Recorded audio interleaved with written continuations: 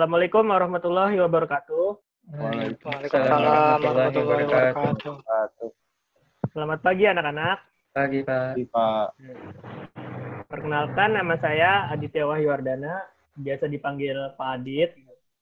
Nah, untuk pertemuan pertama kali ini, saya akan menjelaskan tentang K3L dan rumus hitung kecepatan putaran pada mesin bubut.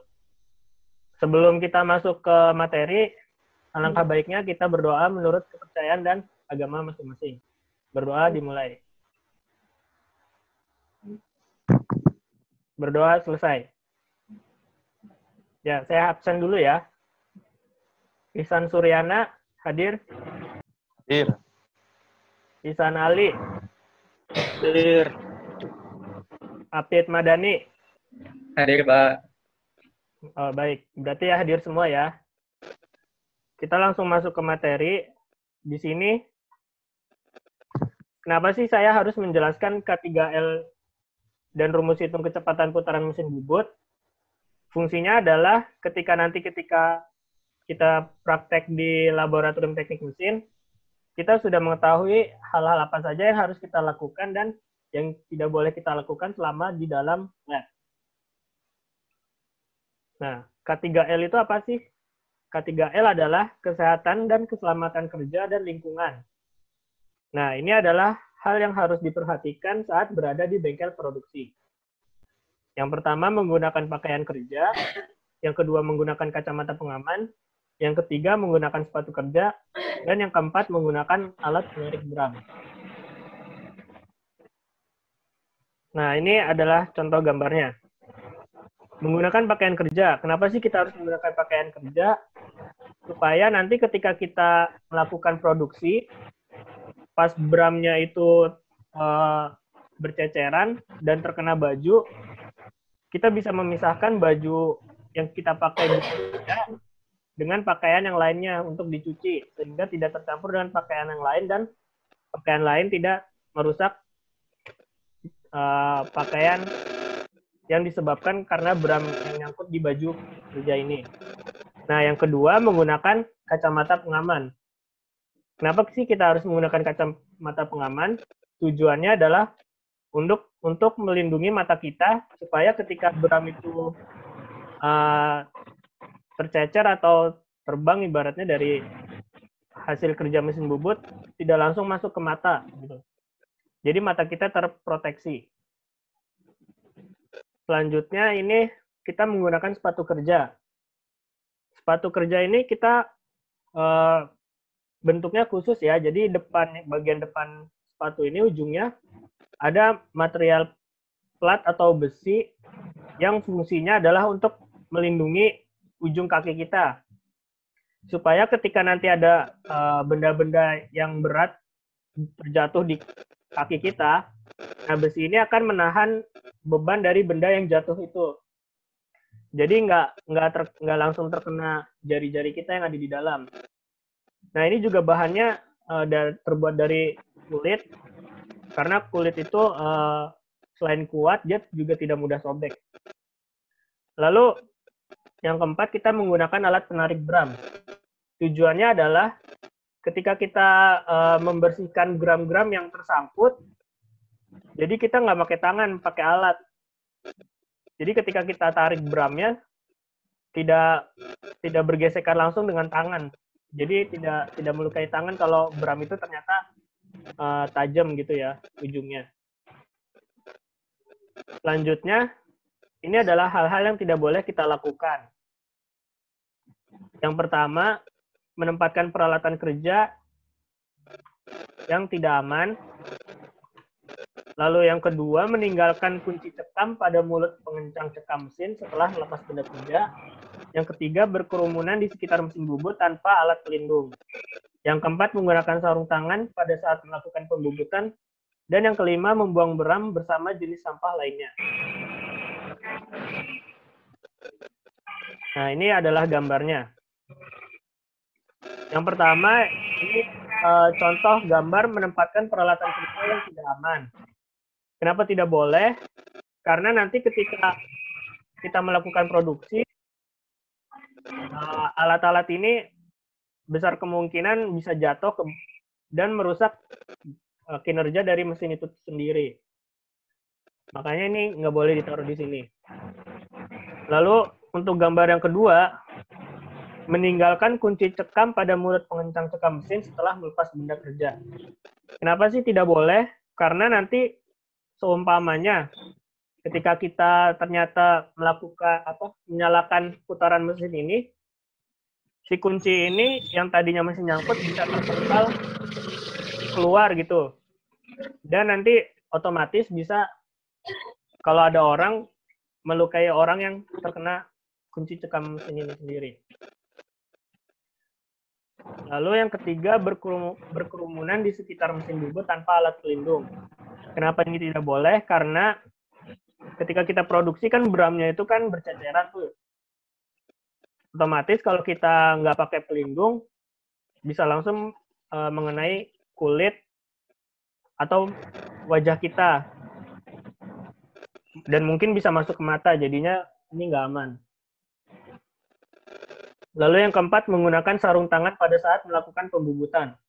Kenapa ini tidak boleh? Karena ketika kita menggunakan sarung tangan, sensitivitas kita terhadap benda kerja akan berkurang, sehingga ini akan menyulitkan kita untuk misalnya kayak untuk membuat pengukuran nih seperti di gambar.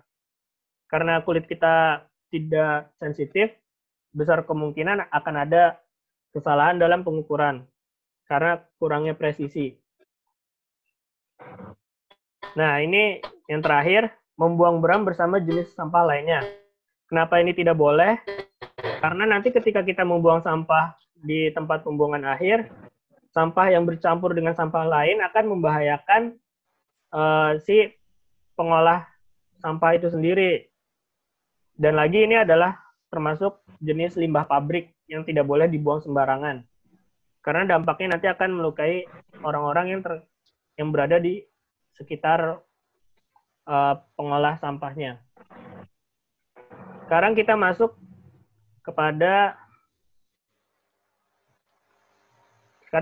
ke kecepatan potong atau cutting speed.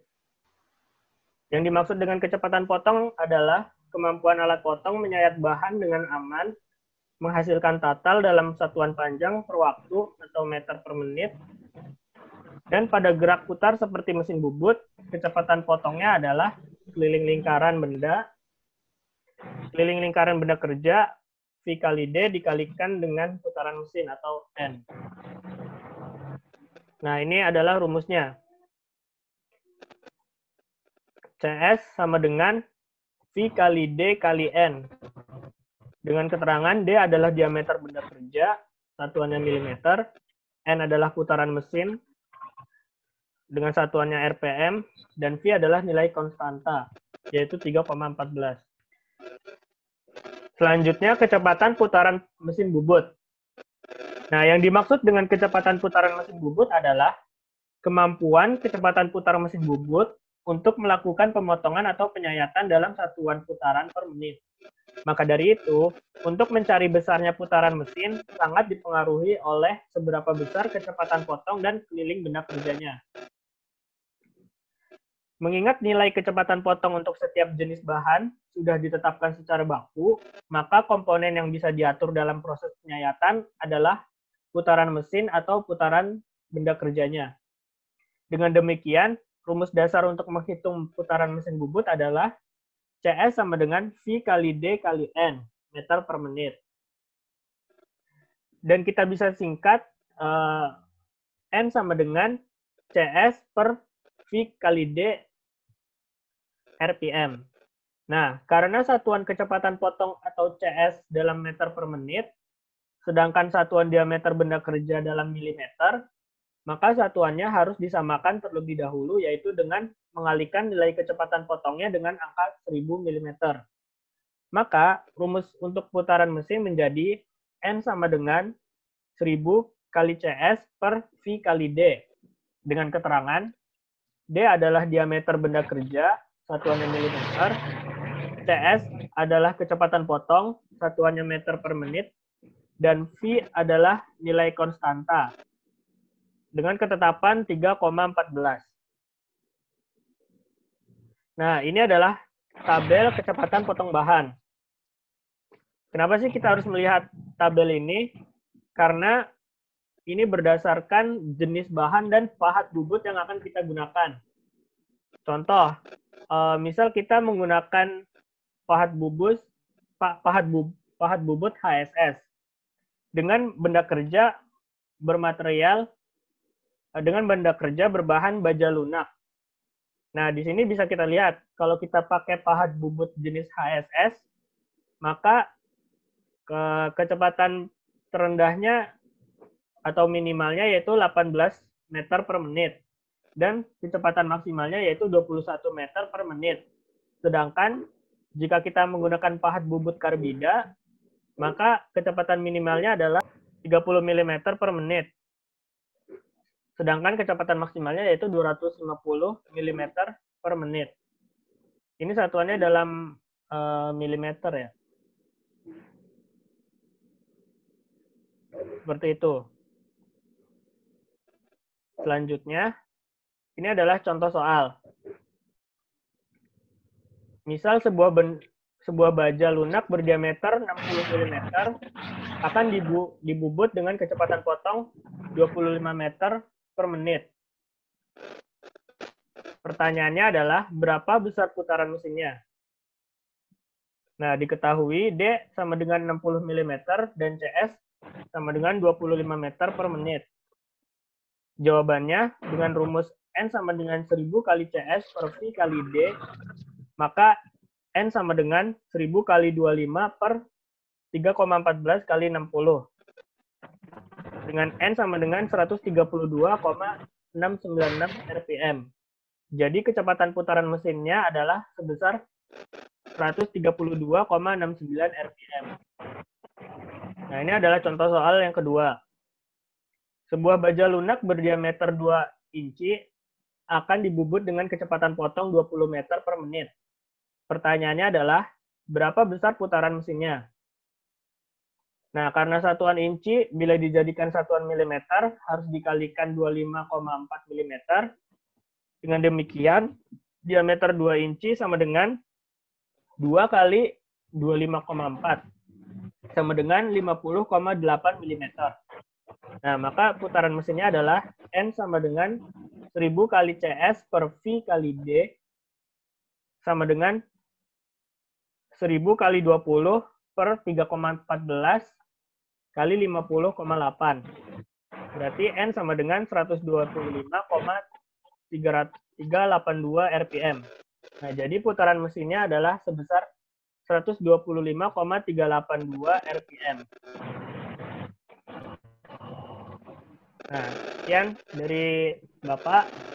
Ada pertanyaan?